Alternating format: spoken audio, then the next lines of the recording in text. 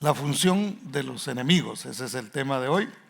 Ahí está el código si desea también escanearlo y seguir la enseñanza.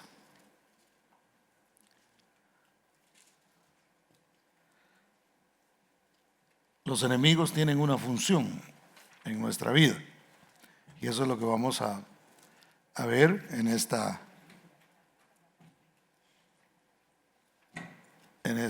preciosa mañana que Dios nos permite el poder meditar en su palabra. Jueces 3, 1 y 2, ¿lo tiene? ¿Me dice amén? Dice así la palabra del Señor: estas pues son las naciones que dejó Jehová para probar con ellas a Israel, a todos aquellos que no habían conocido todas las guerras de Canaán, solamente para que el linaje de los hijos de Israel conociese la guerra, para que la enseñasen a los que antes no la habían conocido. Incline su rostro y oramos al Señor. Padre, te damos gracias en esta preciosa mañana, bendito Dios, porque una vez más podemos sentarnos a la mesa y comer, Señor, de tu palabra. Padre, yo te ruego en el nombre maravilloso de Cristo Jesús que quites, Señor, de nuestra mente toda idea, Señor, que esté ahí como estorbo, precioso Padre. Todo paradigma, Señor, que haya en nuestra mente sea quitado y de esa manera, precioso Dios, tu palabra pueda reemplazar nuestras ideas y nuestros pensamientos, precioso Dios, para que así tus pensamientos reinen en nosotros y nos guíen, precioso Dios, hacia la victoria que tú quieres darnos en todo momento, en toda circunstancia. Sabemos, Señor, que nos enfrentamos quizá a diario a diferentes luchas y pruebas, Señor, y batallas, Padre de la gloria, pero tú, Señor, nos das la fórmula para que nosotros podamos, Señor, por medio de tu palabra y tu Espíritu Santo, vencer, salir victoriosos en cada una de ellas, precioso Dios. Ayúdanos, Padre de la gloria, a recibir esta palabra con fe, con humildad, precioso Dios, y así quede grabada en nuestros corazones, bendito Dios, y nos sirva, precioso Señor, para la vida en todo momento. En el nombre maravilloso de Cristo Jesús, háblanos, Señor, porque anhelamos escuchar tu voz. En el nombre de Jesús, amén y amén. Denle un aplauso fuerte al Señor porque Él es bueno. Un soldado, mis hermanos, no puede más bien recibir los mejores entrenamientos. Usted ya ve cómo a veces hablan de ciertas élites que existen en el ejército del país más poderoso del mundo, que es este país, y se sorprende la gente al ver algunas de estas personas, ¿verdad? Por ejemplo, los que se llaman Navy SEALs, parece que es uno de ellos, que entran y hacen unas cosas, tienen unos entrenamientos pero tremendos, hermano, y por ahí están, ¿verdad? Ellos los usan en situaciones que ameritan que ellos vayan y tomen ese cuidado. Entonces puede tener los mejores entrenamientos, prepararse teóricamente en las mejores academias militares, hacer esos ejercicios extremos que a veces ellos hacen y meterlos incluso en una selva para que se entrenen ahí, puedan ellos adaptar su cuerpo a diferentes climas, y usted sabe todo lo que, o de pronto tiene una idea de cómo estas personas son preparadas por brillantes instructores, hermano. Todo esto lo puede hacer un soldado, pero si nunca va a la guerra, hermano, realmente no va a poder recibir ningún reconocimiento. No va a poder recibir ninguna medalla, porque nadie que no corre, nadie que no salga, hermano, a competir, se puede ganar alguna vez un trofeo.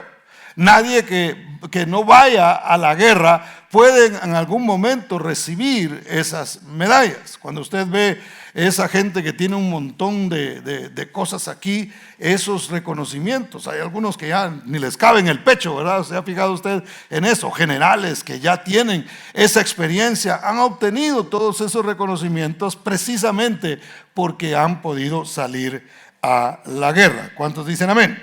Ahora, la orden de Dios, hermano, al pueblo de Israel, hablando precisamente de un ejército siempre fue a terminar con cualquier rastro de sus enemigos. Cuando Dios enviaba a la guerra a su pueblo, le decía: cada enemigo que ustedes encuentren, ustedes deben destruirlo. Vea conmigo, por favor, Deuteronomio, capítulo 20, versos 16 y 18. Versos 16 al 18. Dice: pero de las ciudades de estos pueblos que Jehová tu Dios te da por heredad, es decir, te los entrega a ti para que tú seas el que domines sobre ellos. Dice: ninguna persona dejarás con vida. Es decir, tienes que acabar con todos los que están ahí. ¿Por qué nosotros encontramos esto en la Biblia? Bueno, porque siempre el Antiguo Testamento es, hermano, un libro de figuras.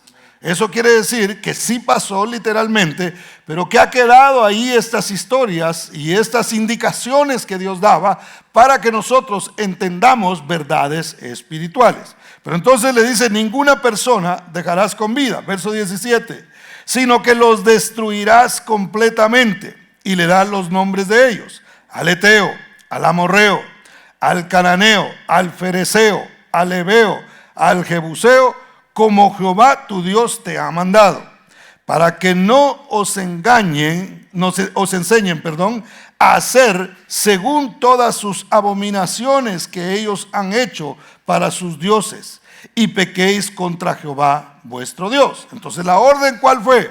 Ustedes van a ir, y específicamente estos son los enemigos que ustedes van a tener que destruir. No dejen rastro, no dejen a ninguno, maten a todos los que están ahí porque son enemigos de ustedes. Si ustedes no lo hacen, habrá una consecuencia sobre ustedes, porque tienen que entender que son sus enemigos. Entonces, Israel tuvo la tendencia, hermano, siempre a perdonarle la vida a ciertos enemigos.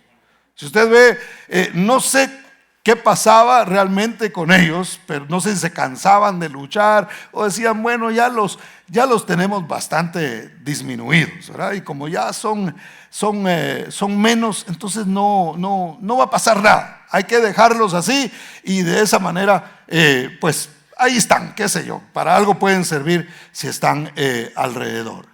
Cuando Dios les decía que tenían que acabar con los enemigos. Y esa es la instrucción que Dios nos da a nosotros como cristianos. Nosotros, hermanos, Dios nos manda a que nosotros luchemos en contra de los enemigos y que nos apartemos, que no vivamos entre ellos. No sé si me voy a entender. Pero fíjese, ¿por qué Dios permite que haya enemigos entonces alrededor del pueblo?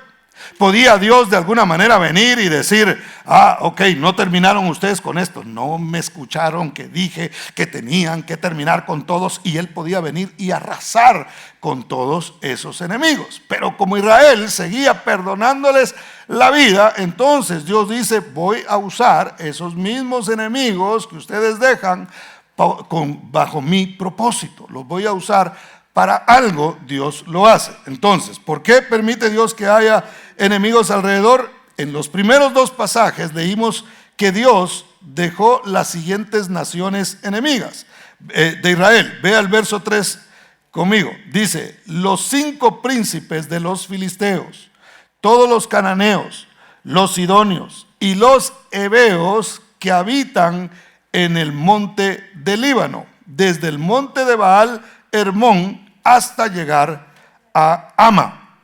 Todo esto que Dios le muestra, dice, los israelitas estaban entre ellos. Todos estos enemigos que aquí se mencionan eran los que el Señor había dicho que tenían que destruirlos, y aún estaban ahí. Entonces, ¿cuál es el propósito? Número 1, el primer propósito por el que Dios dice: voy a dejar estos enemigos. Yo los pudiera destruir, yo pudiera acabar con ellos y quitarles ya este problema, yo lo pudiera hacer. Pero si lo hago yo, entonces no van a cumplir ellos con la parte que ellos tienen que hacer. Yo siempre lo he dicho acá, Dios hace lo imposible, Él no hace lo posible. porque lo posible lo hacemos nosotros. Lo que a ti y a mí nos toca hacer, Dios no lo va a hacer por nosotros, hermano. Dios no te va a agarrar de la mano y te va a decir: véngase usted para la iglesia y siéntese aquí. ¿Cuándo lo va a entender? ¿Verdad que Dios no va a hacer eso? Usted está aquí porque usted tomó la decisión voluntariamente hoy de decir: me voy a levantar temprano, me voy a bañar, voy a desayunar si es que desayunó, o me voy en ayuno, como sea. Pero usted está en este lugar porque usted tomó la decisión de hacerlo. No sé si me voy a entender. Entonces, hermano, el Señor quiere enseñar a las nuevas generaciones que no conocían la guerra. Él dice: como le han perdonado la vida a los enemigos, como están viviendo entre los enemigos, voy a usar estos mismos enemigos. ¿Para qué? Para que aquel que no conozca la guerra la conozca. Aquel que no se ha metido en la batalla se meta. Miren, nosotros como padres quisiéramos meter a nuestros hijos en una burbuja, ¿sí o no? No me toquen al nene, no me toquen a la nena. ¿Y cuánto tiene la nena? Ya 35 años, pero no me la toquen. 40 tiene ya. Hermano, antes de los 40 ya era viejo uno, ¿verdad? Ahora todavía 35 nos andan cuidando a veces, ¿verdad? No ustedes, esa es otra gente por allá. Pero entonces nosotros quisiéramos, hermano, que ellos no pasaran por nada. No, es que ya yo luché, a mí viera cómo me costó y viera cómo yo salí adelante. Ay, hermano, viera lo que me pasó en el desierto cuando venía 7 serpientes y 4 tigres. Y no hay tigres allá, tigres no hay. Pero a veces hasta ya con la sed y el hambre me imagino que se aparecían por ahí en sus imaginaciones. Pero hermano, por esa lucha que nosotros tuvimos, no quisiéramos que nuestros hijos pasaran por la guerra, cuando realmente es importante que se pase por ahí. Estaba escuchando, yo no sé hasta dónde es cierto, pero le cuento porque me llamó la atención. Pero dicen que hay un actor que seguramente usted lo conoce, Jackie Chan, uno que es medio ágil igual que yo, ¿verdad? Tremendo tipo, ha hecho unas películas tremendas. Pero dicen que él tiene 2 hijos y los hijos comenzaron a portarse mal. Una hija se le fue por allá por Canadá y fue a hacer cosas que no estaban bien. Otro hijo lo metieron preso porque se metió en problemas, lo agarraron con drogas. Y él no fue ni siquiera, yo no estoy diciendo que haya que hacer eso, yo le estoy contando nada más lo que dijeron de él. Pero no fue ni siquiera a la cárcel a verlo. 6 meses estuvo preso el muchacho y no lo fue a ver. Y cuando le preguntaron por qué él hacía eso, y dijo: ellos tienen que aprender. Dijo: ni un centavo de la herencia del dinero que yo tengo les va a tocar a ellos. Tienen que luchar de la manera que yo luché, tienen que pelear si ellos quieren llegar a ser alguien. Y ya creo que destinó los miles de millones de dólares que tiene para entidades no lucrativas donde va a repartir su fortuna. Repito, yo no estoy diciendo que nosotros debemos hacer lo mismo, porque en primera ni tenemos esa fortuna, ¿verdad? Para empezar. Entonces, pero hermano, a mí me llamó la atención que este hombre dijera: no les va a tocar nada.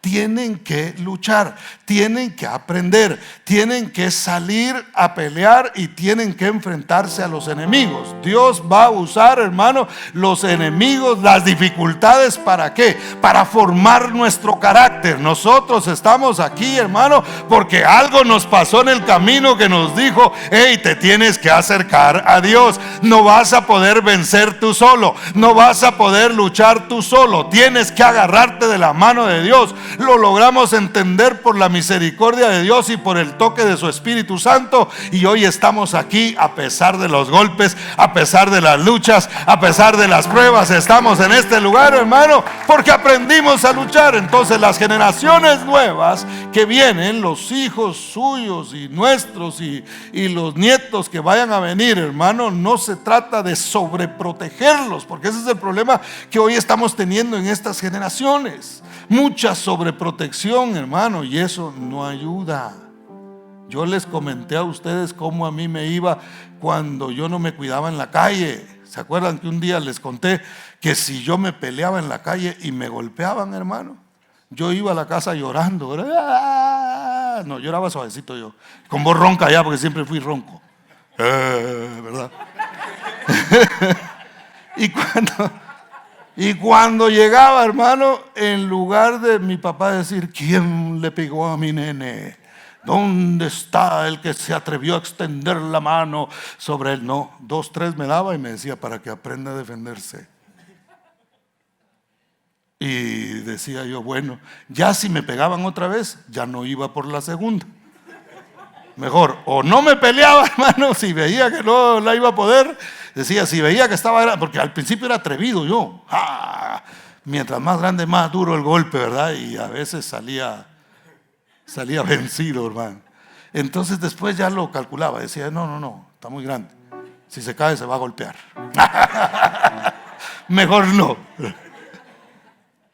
Pero no podemos estar sobreprotegiendo. ¿Sabe a qué nos enseñó eso? Nos enseñó a salir adelante, nos enseñó a luchar por nosotros mismos, nos enseñó que las cosas no caen del cielo y que papi no siempre va a estar al lado nuestro para defendernos. Nos enseñó que tenemos que apreciar lo que trabajamos, lo que nos ganamos trabajando. Qué satisfactorio fue para mí por primera vez ir a ganarme mis primeros quetzales, hermano. Y mire que los quetzales valen. Qué satisfactorio era cuando mi papá a los 13, 14 años decía, ¿estás de vacaciones? ¿Cuántos meses te dieron? 3. Bueno, ya te conseguí trabajo para que ese tiempo estés trabajando. No me quitaba ni un centavo, el dinero era para mí, pero me mandaba a trabajar desde los 13 años. Mi hermana está aquí, ya sabe. A ellas también las mandaban a trabajar. No, ¿verdad? Iban porque eran muy trabajadoras. Entonces, sigamos adelante. Para enseñar a las generaciones que no conocían la guerra. Verso 2, lo leímos al principio, solamente para que el linaje de los hijos de Israel conociese la guerra, para que la enseñasen a los que antes no la habían conocido. Deje que sus hijos conozcan la guerra. Deje que sus hijos conozcan la batalla. Ayúdelos en las necesidades que ellos tienen. Yo no digo que los abandone, yo no estoy diciendo eso. Sufra con ellos si hay que sufrir, pero dígale, mijo, usted tiene que aprender. Esto le va a ayudar a usted a salir adelante. Esto va a formar su carácter. Si le pasa una vez, esto le va a ayudar para que no le vuelva a pasar. Aprenda. Bueno, usted ha visto los perritos cómo son inteligentes. Fíjese, yo tenía un perro que le gustaba que le tirara pedacitos de comida o de algo, ¿verdad? Y yo le tiraba y abría la boca. Y le volvía a tirar y abría la boca. En una de esas agarré un puño de sal y se lo tiré. Pícaro que es uno, hermano, discúlpeme. Y el pobre perro empezó a hacer. Le tiré la siguiente comida y esperó que cayera. Dijo, ¿qué tal si me avienta otra sal? Y ya veía el que estaba en el suelo y decía, sí, esta es comida, me lo voy a comer. Ya nunca lo pude vacilar después de esa manera, porque él aprendió que tenía que fijarse antes que le tiraran lo que le estaban tirando. Y le pongo este ejemplo, perdóneme, valga la comparación, ¿verdad? Pero tenemos que aprender nosotros a través de lo que nos pasa. Si nos tiraron ya un puño de sal, hay que cerrar la boca, hay que darse cuenta qué es lo que nos está afectando y de esa manera nosotros salir vencedores, hermano, y aprender de los errores que a veces cometemos. Número 2, ¿para qué Dios quería que los enemigos quedaran para las generaciones futuras, hermano, y en medio del pueblo? Para probarlos. La palabra probar es la palabra nasá. En hebreo quiere decir fundir o refinar. Es decir, para deshacer, hermano. ¿Usted ha visto cómo se limpia el oro, no? El oro, ese oro que usted tiene, hermano, en esa su cadenita, ¿verdad? Con el Cristo del Nazareno. No, usted ya no tiene eso. Pero esas piezas de oro que usted tiene, tuvieron que fundirlas para darles forma. Y traían un montón de escoria y traían un montón de basura, pero tuvieron que derretirlas para que entonces se pudiera hacer la joya que hoy usted puede lucir, si es que tiene algo usted, porque hay personas que no usan nada de eso. Pero entonces, hermano, así es como Dios nos funde a nosotros. A veces tenemos que pasar por cosas, hermano, que pareciera que nos derritieron, pareciera que nos destruyeron, pero realmente no nos destruyeron, porque Dios nunca prueba a alguien para destruirlo. Él simplemente lo está perfeccionando, simplemente lo está refinando. ¿Cuántos dicen amén? Denle ese aplauso fuerte al Señor, porque Él es bueno. Verso 4. Y fueron para probar con ellos a Israel, para saber si obedecerían a los mandamientos de Jehová que él había dado a sus padres por mano de Moisés. ¿Cuáles son las pruebas que como pueblo de Dios enfrentamos, hermano, en las batallas? Vemos los peligros realmente que nosotros enfrentamos. ¿Para qué están? Están para ver si nosotros vamos a seguir los mandamientos. La fe siempre va a ser probada. ¿Cómo podemos tener fe nosotros si no hay otra opción? No sé si me voy a entender. Ayer en la oración acá hablábamos un poquito de la fe. Y la fe realmente es, tengo esta opción y tengo a Dios. ¿Cuál yo voy a elegir? Estos enemigos me muestran a mí que debería seguir el mismo rumbo de ellos, que debería seguirlos a ellos. Yo le decía a los hermanos ayer, toda la gente tiene fe. Todos, hermano, todos, no les queda de otra que creer. No les queda de otra que creer en algo. Aún los ateos, hermano, creen en lo que les enseñó alguien. Creen en que no hay nada, que simplemente por ahí algo explotó y entonces empezó a existir la vida. Algo ahí, hubo una explosión, y yo siempre digo, aunque haya sido una explosión, alguien tuvo que haber puesto la bomba, ¿verdad? Entonces, en algo tienen que creer. ¿Por qué no escoger en creer en Dios, hermano? Cuando nosotros realmente, cuando creemos en Dios, podemos ver los resultados. ¿Qué resultados tiene alguien que es ateo? ¿Cómo puede decir, ay, viera que ahora que me convertí al ateísmo, viera cómo me ha ido de bien, cómo se me fueron las depresiones, cómo se me fueron las tristezas, desde que ya no creo en absolutamente nada, ni en la luz eléctrica, viera cómo me ha ido de bien? No hay nadie que pueda dar un testimonio de esos. Pero ¿cuántos de nosotros podemos decir hoy, desde que Cristo vino a mi vida tomó un rumbo diferente? Ahora yo puedo disfrutar de la paz que sobrepasa el entendimiento. ¿Cuántos, hermanos, podemos hoy dar testimonio de lo que Cristo ha hecho en nuestras vidas? Entonces, ¿para qué es? Para probar, para ver si van a seguir el mandamiento o no. Tenemos opciones hoy. Ya nos van a sacar más evidencia de la existencia de los extraterrestres. Y no sé qué tenga que ver eso, hermano, pero algunos dicen que va a sacudir la fe de algunas personas. La mía no, y la suya tampoco, porque hemos creído en Cristo Jesús. Así que puede venir, hermano, un tipo con cara de lagarto, no importa, yo sigo creyendo que el creador de todas las cosas es el Señor. ¿Sabe que un dato curioso que estaba escuchando hace poco es que estaban hablando de los extraterrestres y de avistamientos y que no sé qué, y que gente que ha tenido ese contacto con este tipo de seres? Curiosamente, se detienen cuando se menciona el nombre de Cristo Jesús, decía esta persona. Esta entrevista que yo vi decía que cuando estos comentaban que al asustarse tanto, porque imagínense, uno ve personas y si con solo que se le aparezca a alguien en lo oscuro, hermano, no tiene que estar ni feo, usted se asusta porque alguien de repente se le acercó. Pero imagínense ver un ser que aparentemente usted nunca ha visto, que no parece una persona normal, pues eso va a traer algún tipo de temor. Entonces cuentan estas personas que al ver esto, como que se acordaban de que su abuelita decía en el nombre de Jesús, ¿verdad? Cuando algo le asustaba, entonces en el nombre de Jesús decían, y se daban cuenta que estos seres no avanzaban.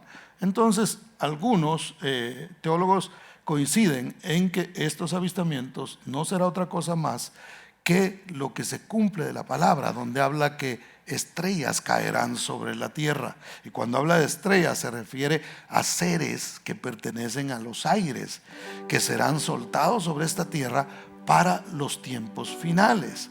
Y estas apariciones, hermanos, bien pudieran ser estos ángeles caídos que están por ahí reservados para el último tiempo. Bueno, terminamos el minuto escatológico.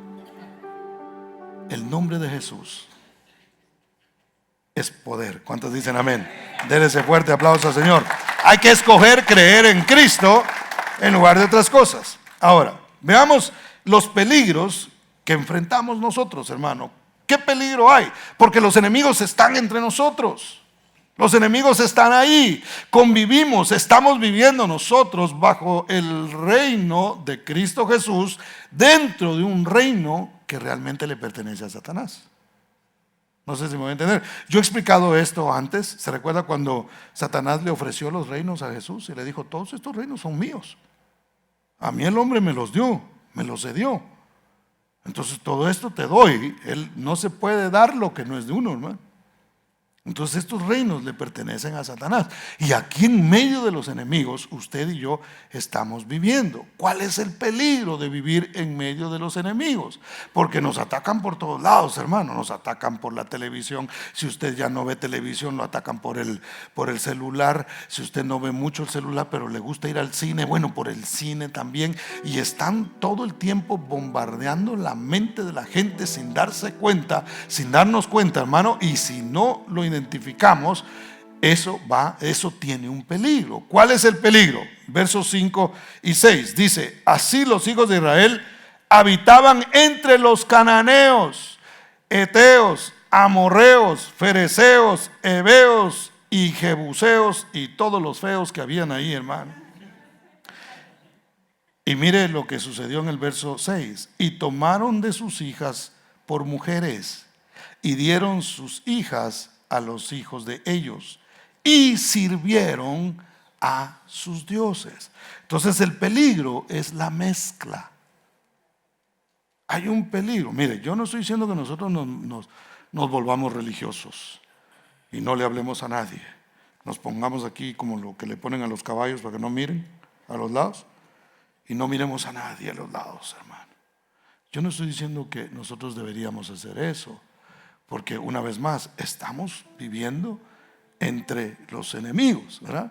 Y los enemigos no son la gente, son los espíritus que a veces actúan en ellos. Contra ellos realmente es nuestra lucha. Pero hay un problema, hermano, cuando yo no tengo un límite. Cuando yo no digo, esta línea no la voy a cruzar. O sea, voy a ser flexible, voy a aprovechar para hacer luz en medio de la oscuridad. Pero cuando yo empiezo a mezclarme, hermano, entonces lo que puede suceder es que dejo de ser luz y me empiezo a convertir en alguien que en lugar de vivir en luz empieza a ser envuelto por las tinieblas. ¿Y qué pasa, hermano? Termino sirviendo a dioses que no son el Dios verdadero. Porque ¿qué dice la Biblia? ¿Cuál fue el problema? El Señor les dijo: acaben con los fereceos, los heveos, los jebuseos, acaben con todos ellos. Pero como les perdonaron la vida, tuvieron que vivir en medio de ellos. Ahí es donde Dios en su misericordia lo usa con un propósito. Pero ¿qué pasó al vivir entre ellos? Al mezclarse, comenzaron entonces a darle sus hijas y a decir: no hay problema, cásate con un heveo. Ay, pero está medio feo. No, pero ahí están entre nosotros y hay que casarse. Ahí hay un fereceo también, es medio picarón, pero como que no le gusta trabajar mucho. Pero métete ahí, no hay problema. Empezaron a mezclarse y estos tenían sus deidades. Y entonces, hermano, lo que pasaba era que los que se juntaban con ellos terminaban adorando a otros. Yo siempre he dicho que el que está arriba, si tiene uno abajo y está tratando de subirlo, hay más probabilidades que el que está abajo lo jale, si esa es la intención. Cuando alguien quiere subir, bueno, está haciendo un esfuerzo y con la ayuda uno lo puede levantar. Pero si el que está abajo lo que quiere es que yo baje ahí, hay una gran posibilidad de que logre que yo me baje en lugar de yo subirlo. Entonces eso de que lo voy a convertir o la voy a convertir, hermano, no siempre funciona. Hay que tener cuidado. Amén o ay, ay, ay, ¿verdad? Entonces tengamos cuidado. ¿Cuántos dicen amén? Denle ese aplauso fuerte al Señor, porque Él es bueno. Peligro de hacer lo malo. En lugar de hacer el bien, terminar haciendo algo malo. Mire, hicieron pues los hijos de Israel lo malo ante los ojos de Jehová y olvidaron a Jehová su Dios y sirvieron a los Baales y a las imágenes de acera. Nuestros enemigos pasivos, hermano, intentan llevarnos a hacer lo que es desagradable ante los ojos de Dios. Y mire, estos enemigos son enemigos pasivos, son enemigos que se portan amigablemente, o sea, son sutiles. Usted vio que el presidente de los Estados Unidos, junto con los hombres más poderosos de la economía del mundo, una comitiva tremenda, el secretario de Estado y no sé cuántos iban ahí, y un montón de periodistas que viajan junto con ellos. ¿A dónde fueron? A China. ¿Y verdad que China son muy amigos de los Estados Unidos? No, no son amigos de los Estados Unidos. Son enemigos pasivos. Hoy no están haciendo nada, pero eso no quiere decir que no estén maquinando hacer algo. Entonces van y dicen, mira, ¿para qué tú y yo hagamos aquí las paces? Lo que conviene, usted sabe. Eso es una cuestión que tiene que ver con política, pero escúcheme de la manera que lo quiero aplicar. A mí me llamó la atención algo. Llegaron allá y bienvenido, alfombra roja, una cosa tremenda, y pase para acá y tómese esto, tómese aquello, aquí está un regalito, aquí está otro regalito. Los periodistas, llévense un recuerdito de la China. Mire, cuando uno viaja a algún país que no es el de uno siempre quiere llevarse un recuerdito. Dice, qué sé yo, para la suegra, para que me quiera un poquito más. Y usted trae llaveros y trae, qué sé yo, un montón de recuerditos del lugar donde usted fue. Esta gente que fueron a visitar China, hermano, la orden fue, antes de subir al avión, me tiran todo lo que les regalaron. Y hermano, yo me imagino que aquellos ya iban pensando, este es para fulano, este es para sutano, todo, y gratis, porque no tuvieron ni siquiera que ir a una tienda a conseguirlo, se los regalaron los chinos. Pero como ellos saben que estos no son amigos, son enemigos pasivos, dijeron, nadie se sube al avión con algo que haya recibido de estos enemigos. Lo tiran a la basura y echaron todo a la basura, hermano. No quisieron subir nada de lo que los chinos amablemente les habían regalado. ¿Por qué? Porque no se puede confiar en un enemigo. No se puede confiar. No sabían si ahí iban micrófonos, si ahí iban, qué sé yo, alguna sustancia que de pronto se iba a soltar adentro del avión y todos iban a morir, qué sé yo. Algo había allí, por lo menos eso interpretaron ellos, que dijeron, nada de eso se lo pueden llevar. Entonces, ¿qué le quiero decir? ¿Cómo lo aplicamos? ¿Verdad que está fácil de aplicarlo en nuestra vida?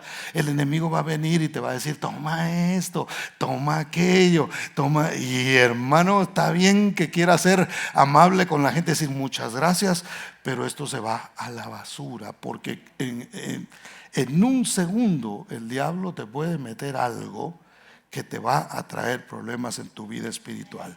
Yo les conté una vez acá que cuando nosotros estábamos comenzando la iglesia en España, que no pudo continuar, pero cuando la estábamos inaugurando, hermano, y estábamos por ahí trabajando, los pastores nos llevaron a nosotros a Italia, nos llevaron a Roma. Y estando en Roma, obviamente queríamos ver las cosas más icónicas de ahí, o de las que pudiéramos, nos alcanzara el tiempo para hacerlo. Y fuimos a ver el Coliseo. Cuando estábamos en el Coliseo, nos explicaron una chulada, es algo tremendo. Cuando salimos de ahí, hermano, unos africanos se acercaron a nosotros. Y esos llegan, hermano, y dicen, free, un regalo, un gift. Y cuando siente, ya se lo pusieron a uno. Y cuando yo me fijé, ya traía una mi pulsera de vudú en la mano. Y cuando los pastores vieron eso, que como ellos vivían en Europa en ese tiempo, me dijeron, cuidado, esas cosas son brujería. Entonces, free, ok, dije, no te preocupes, le dije, ahorita yo lo tiro. Pero luego llega el tipo y dice, 5 euros. Bueno, ¿era regalo o me lo estás vendiendo? No, sí es regalo, pero dame 5 euros. Es una cosa horrible, hermano, horrible. Entonces yo entendí ahí que a veces uno es muy nice con el que lo quiere destruir. Después, hermano, ya solo veía a uno y me hacía el loco yo, porque viera cómo lo chulean a uno, porque lo quieren detener. Iba yo caminando, qué bonita tu camisa, gracias, le dije yo. Y seguí caminando, porque ya entendía que no querían hacerme sentir bien, que no querían regalarme nada, querían de alguna manera sacar una ganancia de mí y saber ni qué cosas ni a quién se lo habían dedicado eso ahí, hermano. Yo no estoy diciendo que eso me iba a destruir ni nada, simplemente le estoy poniendo un ejemplo. No podemos nosotros permitir abrir espacio para el enemigo en nuestras vidas. ¿Por qué? Porque nos va a empujar a nosotros a terminar haciendo lo que no es agradable delante de Dios. Y nosotros, desde que vinimos a Cristo, hermano, nuestro mayor deseo es honrarlo a Él, es ser fieles a Él, es agradarlo a Él. Por eso venimos a este lugar a cantar y adorar al Señor, porque queremos ser agradables delante de Él. Por eso le hemos entregado nuestra vida, porque queremos aprender cómo nosotros podemos hacer eso. ¿Cuántos dicen amén? Los enemigos provocarán que quitemos la mirada del Señor, hermano, y la pongamos en otras cosas. Oye, cómo me hizo sentir bien esto. Ay, qué agradable esta reunión, qué bonito estuvo. Y verdad que todos ahí bebieron, pero yo no. Todos ahí estaban fumando, pero yo no estaba fumando.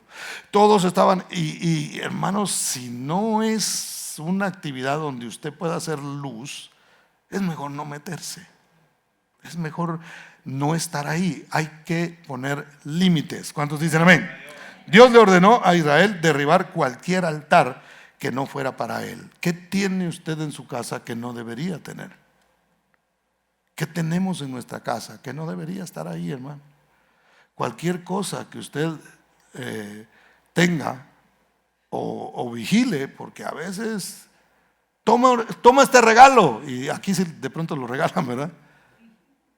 Y lo meten en su casa y no saben, y después no saben por qué hay pleitos, y después no saben por qué no se puede salir de una situación, porque algo entró en la casa, hermano, que no debería haber entrado.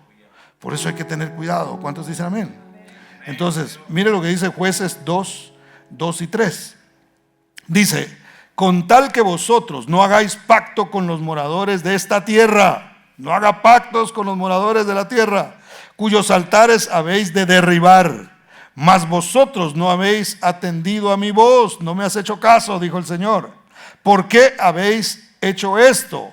Por tanto, yo también digo, no los echaré de delante de vosotros, sino que serán azotes para vuestros costados, y sus dioses os serán tropezadero. Hay cosas, hermano, que Dios no va a quitar de nosotros para darnos una lección, para que nosotros entendamos. Ahora, mientras más pronto aprendamos la lección, más pronto podremos salir de ahí. ¿Cuántos dicen amén? Tenemos nosotros que hacerlo. Ahora, ¿qué otro peligro hay, hermano? Peligro de caer en esclavitud. Vea por favor el verso 8 de Jueces. Dice, y la ira de Jehová se encendió contra Israel y los vendió en manos de Cusán Risataim, rey de Mesopotamia. Y sirvieron los hijos de Israel a Cusán Risataim 8 años. 8 años estuvieron como esclavos, los vendió. Ahora, no es que Dios fue y les dijo, bueno, denme algo, porque Dios no necesita nada, ¿verdad? Vender es un decir. Eran de él, eran de su pueblo, pero dijo, se los voy a vender a se los voy a dar, porque un esclavo no era regalado, era vendido de alguna manera. Entonces Dios dice, los voy a vender a este rey malvado. ¿Para qué? Para que los azote, para que los ponga de esclavos. El peligro, hermano, de no apartarse de los enemigos y de no destruir aquellas cosas que van a afectar nuestras vidas es que se cae en esclavitud. Si a alguien le afectó en su vida la bebida antes de venir a Cristo, no juegue con eso. No compre botellitas para ponerlas de adorno. De veras, deshágase de todo lo que a usted le puede afectar. No juegue con eso. ¿Por qué? Porque puede terminar esclavo de esas cosas. Y entonces, hermano, hay un problema, porque caer en un vicio de alcoholismo, hermano, llega un momento en que la gente no lo puede controlar. Y yo he visto cristianos estar atados a eso. Gente incluso que llegaba a la iglesia, hermano, algo ya entradón, ¿verdad? Decían, no os embriaguéis con vino, y él decía, amén. Porque ya llegaba de esa manera. O sea, ese tipo de cosas pueden ser muy dañinas. Se puede caer en esclavitud. Escúcheme con el amor que se lo estoy diciendo. Yo no conozco de nadie acá que esté pasando por eso, pero de pronto le sirve a usted o para contarle a sus familiares.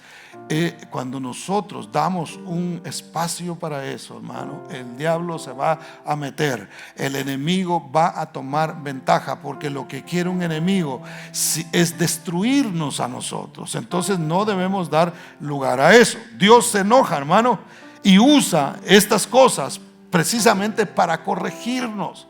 Se recuerda de aquel hombre que se estaba portando mal, y Pablo dijo, el tal sea entregado a Satanás para destrucción de su carne. Es decir, va a sufrir en su carne. Pero lo que se quería no era simplemente que él sufriera, sino que dentro de él pudiera despertar y decir, hombre, he estado haciendo mal las cosas, por eso estoy en esta condición. Me voy a humillar delante del Señor, que de hecho este hombre lo llegó a hacer. Todo lo que a él le pasó, lo que Pablo dijo, entréguenlo a Satanás, lo entregaron a Satanás, le pegó una revolcada, hermano, que lo hizo regresar una vez más al camino correcto. Entonces Dios no nos quiere destruir. El que nos quiere destruir es el enemigo. Pero a veces Dios va a decir, te empeñas tanto en seguir de esa manera, hazlo, pero vas a pagar las consecuencias. Mi misericordia te va a alcanzar. Mi gracia va a estar ahí disponible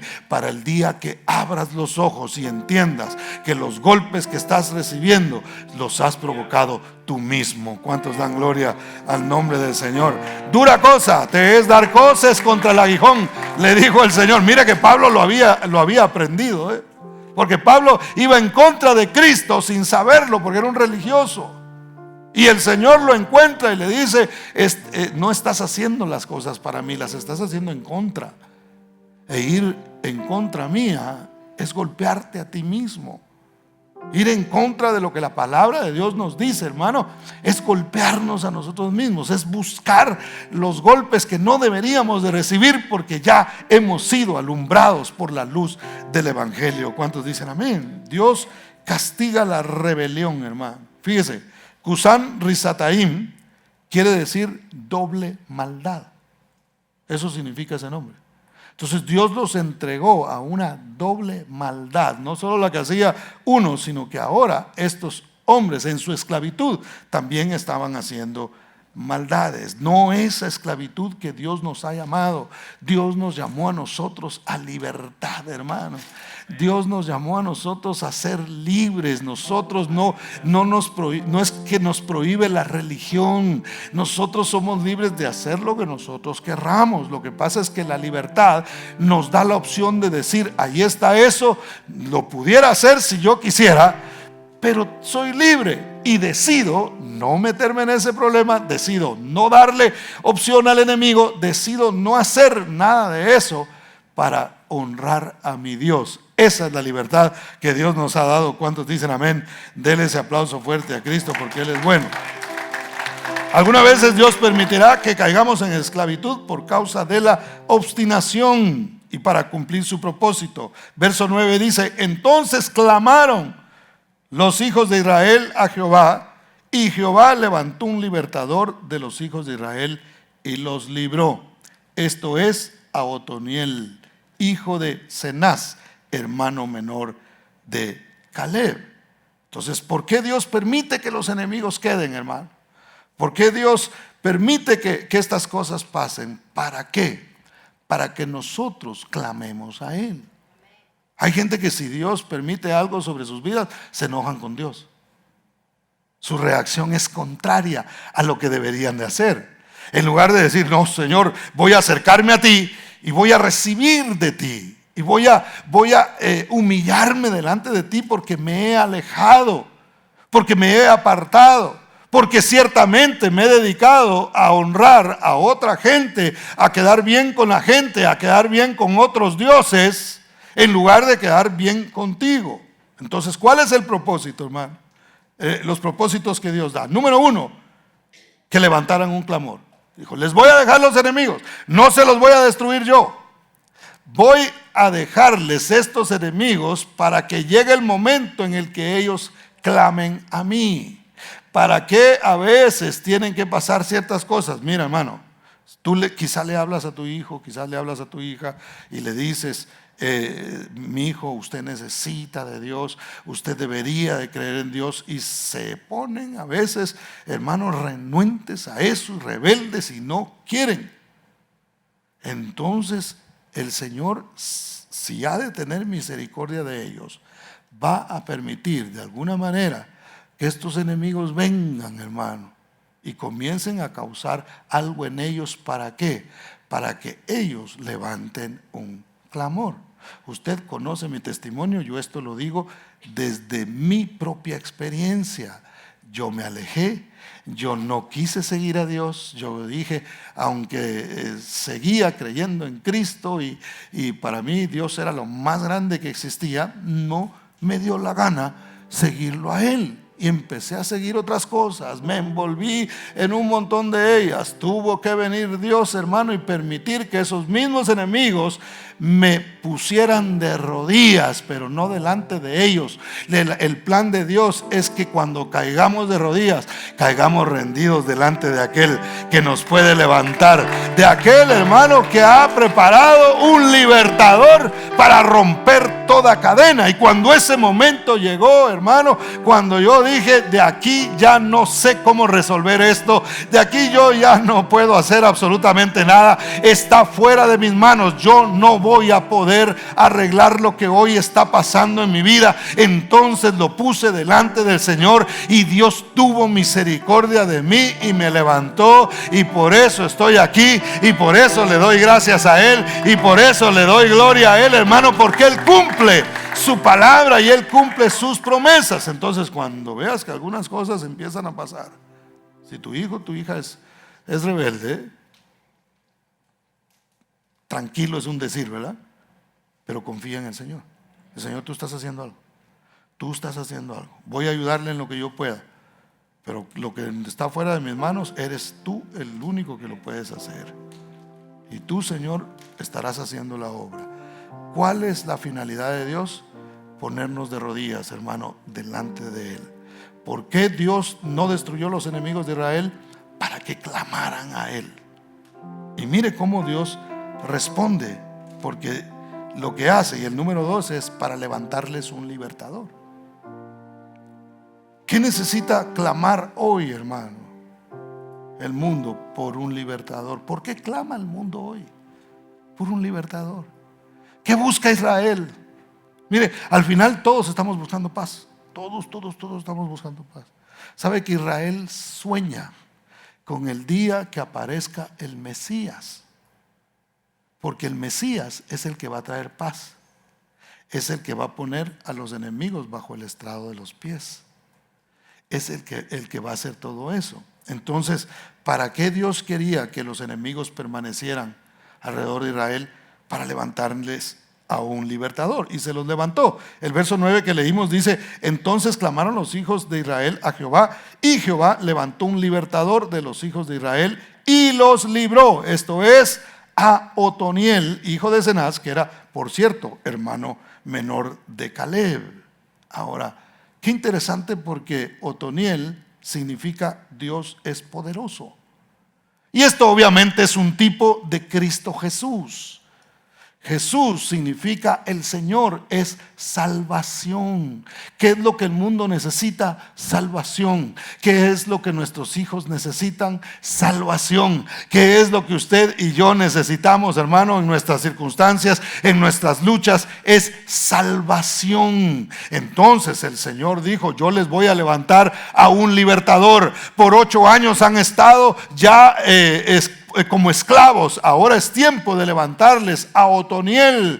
Una vez más, significa Dios es poderoso, para que ellos se acuerden, para que ellos vean quién realmente está detrás de él, para darles la victoria. ¿Cuántos dan gloria al nombre del Señor, hermano? Mire, verso 10. No es con espada ni con ejército, Verso 10 dice: y el Espíritu de Jehová vino sobre él. ¿Sobre quién? Sobre Otoniel. Y juzgó a Israel, es decir, fue un juez de Israel, un líder. Y salió a batalla. Y Jehová entregó en su mano a Cusán Risataim, la doble maldad, rey de Siria. Y prevaleció su mano contra Cusán Risataim. ¿Quién lo venció, hermano? Aquel que se dispuso, aquel que Dios levantó. Y la Biblia dice que vino el Espíritu del Señor sobre Otoniel. No es que era un Rambo de aquel siglo, hermano. No es que era un superhéroe. No es que era un tipo grande, musculoso y qué sé yo, y hábil para la guerra, que sus habilidades debió haber tenido, ¿verdad? Pero ¿sabe qué hizo la diferencia? Que el Espíritu del Señor vino sobre él. Y entonces dice la Biblia que entregó en su mano al enemigo. ¿Qué necesitamos nosotros para vencer, hermano? Que el Espíritu de Dios venga sobre nosotros. ¿Cómo viene el Espíritu de Dios sobre nosotros? A través de su palabra. Por eso es que usted y yo debemos siempre, hermano, tener en nuestra mente, en nuestro corazón, perdóneme que sea tan reiterativo en esto, pero necesitamos la palabra de Dios, porque la palabra de Dios es espíritu y es vida. Mientras más palabra de Dios usted y yo tenemos, más fuerza hay en nosotros para vencer al enemigo. Mientras más dichos de Dios usted tiene en su mente, menos dichos del mundo. Va a tener menos dichos propios, hermano. Y usted no vence con sus dichos propios. Usted no vence con lo que el mundo dice. Usted y yo somos más que vencedores por medio de Cristo Jesús, la palabra encarnada, que trajo el Espíritu a su iglesia, para que su iglesia viva en victoria. ¿Cuántos dicen amén? ¿Cuántos? Dele ese aplauso fuerte al Señor, porque Él es bueno. Antes de la victoria exterior está la victoria interior. ¿Cómo yo gano la victoria, hermano? Cuando el Espíritu de Dios viene en mí. Cuando yo dejo que la palabra haga su trabajo en mí. Porque a veces quizá yo quiero luchar, pero todavía tengo un resentimiento ahí. Entonces, ¿qué es lo que hace que salga el resentimiento? La palabra de Dios. Quizá yo quiero vencer, pero todavía hay algo en mi mente que se va donde no debería irse. Todavía hay ciertas cosas que pasan en mí. Entonces, las victorias verdaderas, exteriores, se notan cuando ya se ha logrado vencer en lo secreto. ahí donde nadie mira, ahí donde nadie sabe.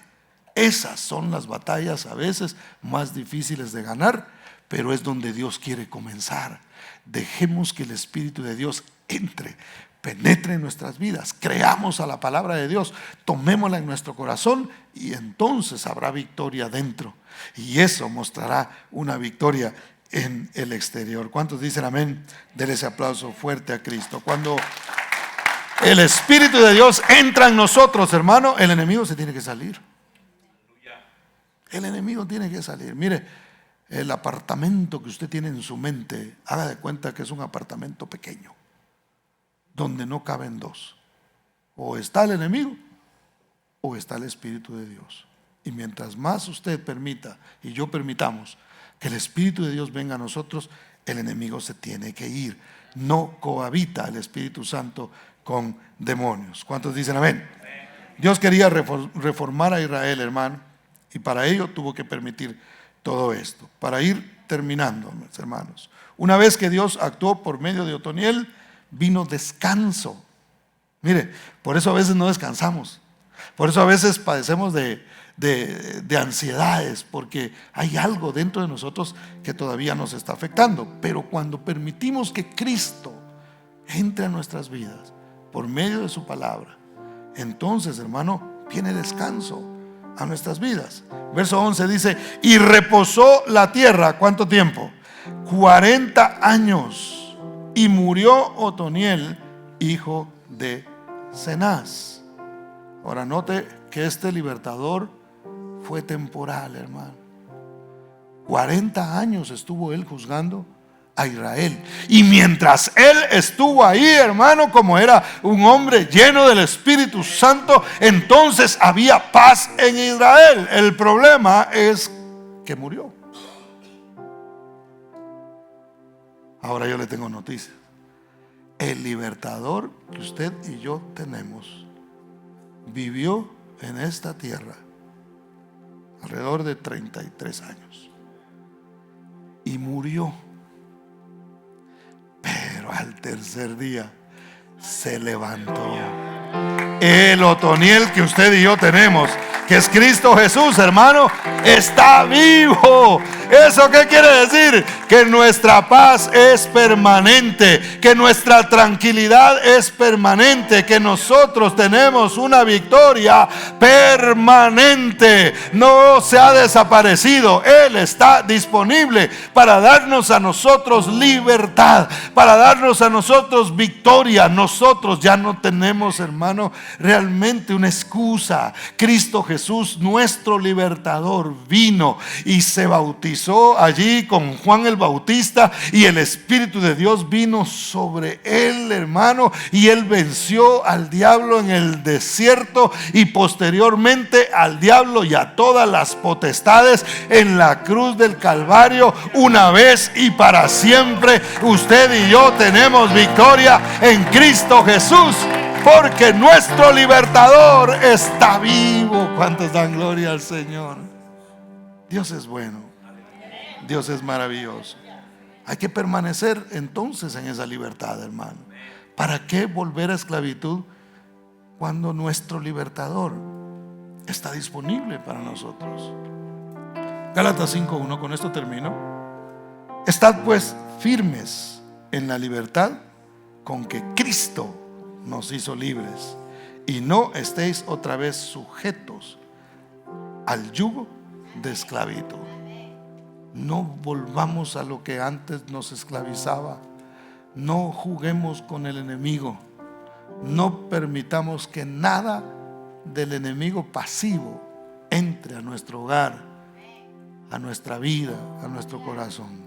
Cristo vive ahí por medio de su Espíritu Santo. Que Él permanezca en nosotros, hermano. Y así nosotros, aunque tengamos que luchar, sabemos que el Espíritu de Dios está sobre nosotros, entre nosotros y mora en cada uno de nosotros. ¿Cuántos dicen amén? 3 cosas de suma importancia. Los músicos pueden empezar a subir para que nos mantengamos en libertad. La primera es la conciencia de que el enemigo está presente. O sea, no crea que usted no es objetivo del diablo, porque si hay alguien que es objetivo del diablo es el cristiano.